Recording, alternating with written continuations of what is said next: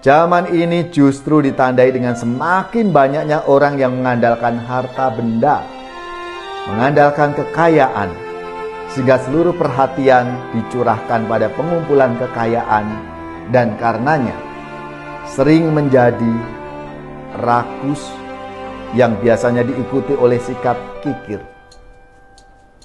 Pintu hatinya tertutup sehingga tidak memperhatikan sesamanya yang miskin dan membutuhkan bantuan. Saudari-saudaraku yang terkasih, berjumpa kembali bersama saya Inspirasiku di Antara. Renungan harian Minggu 25 September.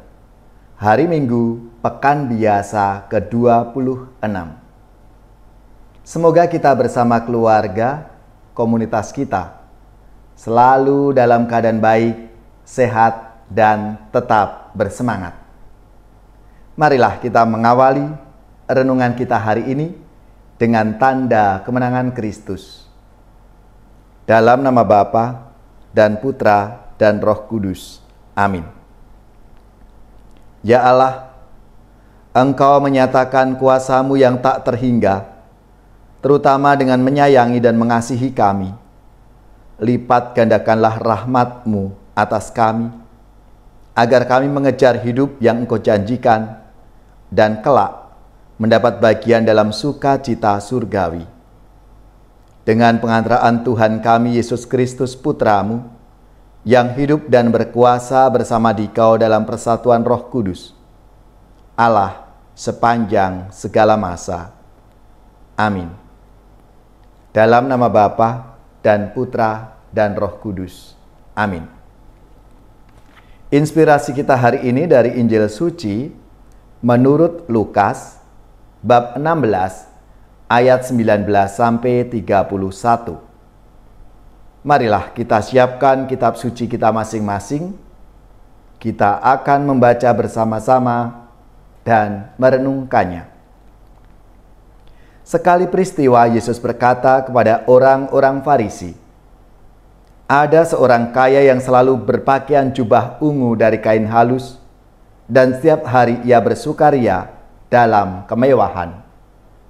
Dan ada seorang pengemis bernama Lazarus, badannya penuh dengan borok. Ia berbaring dekat pintu rumah orang kaya itu dan ingin menghilangkan laparnya dengan apa yang jatuh dari meja orang kaya itu. Malahan anjing-anjing datang dan menjilati boroknya. Kemudian matilah orang miskin itu, lalu dibawa oleh malaikat-malaikat ke pangkuan Abraham. Orang kaya itu juga mati, lalu dikubur. Sementara menderita sengsara di alam maut, ia memandang ke atas dan dari jauh dilihatnya Abraham dan Lazarus duduk di pangkuannya. Lalu ia berseru, 'Bapak Abraham, kasihanilah aku. Suruhlah Lazarus mencelupkan ujung jarinya ke dalam air dan menyejukkan lidahku, sebab aku sangat kesakitan dalam nyala api ini.' Tetapi Abraham berkata, 'Anakku, ingatlah, engkau telah menerima segala yang baik semasa hidupmu, sedangkan Lazarus segala yang buruk. Sekarang ia mendapat penghiburan dan engkau sangat menderita. Selain daripada itu, di antara kami dan engkau terbentang jurang yang tak terseberangi, sehingga mereka yang mau pergi dari sini kepadamu, ataupun mereka yang mau datang dari situ kepada kami, tidak dapat menyeberang.' Kata orang itu, 'Kalau demikian, aku minta kepadamu Bapa, supaya engkau menyuruh dia ke rumah ayahku, sebab masih ada 5 orang saudaraku, supaya ia memperingatkan mereka dengan sungguh-sungguh, agar mereka kelak jangan masuk ke dalam tempat penderitaan ini.' Tetapi kata Abraham, 'Ada pada mereka kesaksian Musa dan para nabi. Baiklah mereka mendengarkan kesaksian itu.' Jawab orang itu, 'Tidak Bapak Abraham, tetapi jika ada seorang yang datang dari antara orang mati kepada mereka, mereka akan bertobat.' Kata Abraham kepadanya, Jika mereka tidak mendengarkan kesaksian Musa dan para nabi, mereka tidak juga akan mau diyakinkan, sekalipun oleh seorang yang bangkit dari antara orang mati. Demikianlah sabda Tuhan, terpujilah Kristus. Saudari-saudaraku yang terkasih, perumpamaan tentang orang kaya dan Lazarus merupakan salah satu perumpamaan yang populer di kalangan umat Kristiani. Perumpamaan itu hendak mengajarkan bahwa gelimang harta benda dan kenikmatan duniawi tidak menjadi ukuran kebahagiaan dan jaminan keselamatan. Kebahagiaan sepenuhnya tidak ditemukan di dunia ini, melainkan dalam kerajaan Allah. Ajakan untuk melihat tujuan sejati kehidupan tidak mudah, karena pandangan yang semakin populer bahwa hidup akan berakhir pada kematian dan tidak ada kelanjutannya. Jika demikian, memang tidak mudah, bahkan tidak bisa meyakinkan mereka. Sikap semacam itu membuat hati tidak bisa lagi terbuka untuk mendengarkan pewartaan dan kesaksian-kesaksian mengenai adanya kehidupan setelah kematian. Salah satu alasan untuk tidak percaya adalah belum adanya bukti. Prinsip semacam itu akan memperkuat ketertutupan terhadap hal yang mengandung misteri atau rahasia yang tidak bisa dipahami atau dikuasai sepenuhnya oleh akal budi. Padahal sungguh ada dan nyata. Sebaliknya, bagi yang percaya akan adanya hidup sesudah kematian, miskin secara material bukanlah penentu kehidupan kekal itu. Orang miskin, bahkan pengemis, tidak akan kehilangan kesempatan untuk menerima hidup abadi itu, asalkan beriman. Orang yang tersingkir, cacat fisik, apapun tetap diberi kesempatan untuk memperolehnya.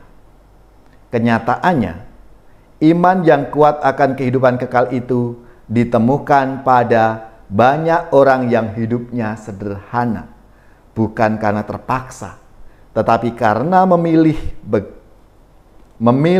begitu banyak orang yang dalam rangka menghayati nilai-nilai luhur itu, seperti kejujuran, murah hati, suka berbagi, dan juga ugah hari. Kekayaan tidak dipandang sebagai jaminan kebahagiaan, karena yang menjamin kebahagiaan dan keselamatan itu adalah Tuhan yang adalah sumber dan tujuan hidup kita. Saudari-saudaraku yang terkasih, kenyataannya, zaman ini justru ditandai dengan semakin banyaknya orang yang mengandalkan harta benda, mengandalkan kekayaan, sehingga seluruh perhatian dicurahkan pada pengumpulan kekayaan dan karenanya sering menjadi rakus yang biasanya diikuti oleh sikap kikir. Pintu hatinya tertutup sehingga tidak memperhatikan sesamanya yang miskin dan membutuhkan bantuan. Tidak peduli lagi kepada sesamanya. Tak jarang karenanya harta benda tidak memberi kedamaian melainkan menjadi sumber pertikaian dan permusuhan. Lebih parahnya lagi ketika seluruh perhatian diarahkan pada harta benda semata, relasi dengan Tuhan, pemberi segala sesuatu dan tujuan akhir kehidupan itu dilupakan, dilalaikan. Saudara-saudaraku yang terkasih, sebagai orang beriman akan Yesus Kristus, kita mesti semakin menyerupai Dia yang telah rela menjadi miskin demi kita, supaya berkat kemiskinannya kita ini menjadi kaya. Kita mesti bersikap miskin di hadapan Allah dan kaya dalam kemurahan hati. Maka marilah, saudari-saudaraku yang terkasih, melalui sabda Tuhan hari ini, kita semua dipanggil untuk mengarahkan hidup kita kepada Allah, Sang Sumber kehidupan kita. Harta benda, materi yang kita punya menjadi sarana bagi kita untuk semakin memuji, memuliakan Tuhan, dan melayani sesama kita. Lebih-lebih mereka yang membutuhkan uluran tangan kasih kita.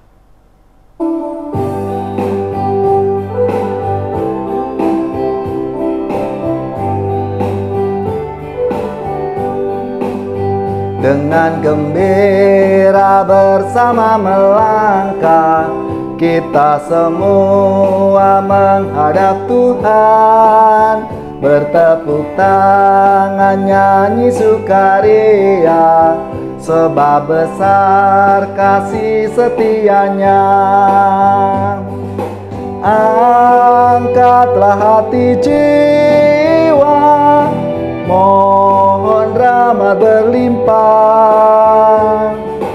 agar kita pun pantas berkenan kepadanya.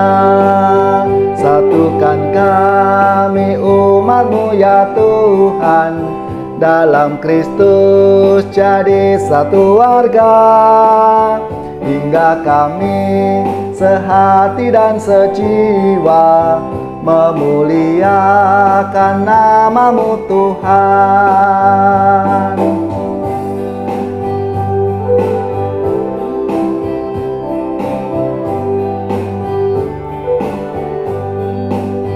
Dengan gembira bersama melangkah, kita semua menghadap Tuhan. Bertepuk tangan nyanyi sukaria, sebab besar kasih setianya. Angkatlah hati jiwa, mohon rahmat berlimpah, agar kita pun pantas berkenan kepadanya. Satukan kami umat-Mu ya Tuhan, dalam Kristus jadi satu warga, hingga kami sehati dan sejiwa memuliakan nama-Mu Tuhan. Saudari-saudaraku yang terkasih, marilah kita mengakhiri renungan kita hari ini dengan mohon berkat Tuhan, dan kita akan menerima tugas perutusan. Marilah kita siapkan hati kita untuk menerima berkat-Nya. Semoga saudari-saudara sekalian, keluarga-keluarga, komunitas kita, orang-orang yang kita doakan, mereka yang sakit, yang menderita, seluruh tugas, belajar, pekerjaan, usaha, serta karya pelayanan kita dibimbing, dilindungi, dan diberkati oleh Allah yang Maha Kuasa, Bapa dan Putra dan Roh Kudus. Amin.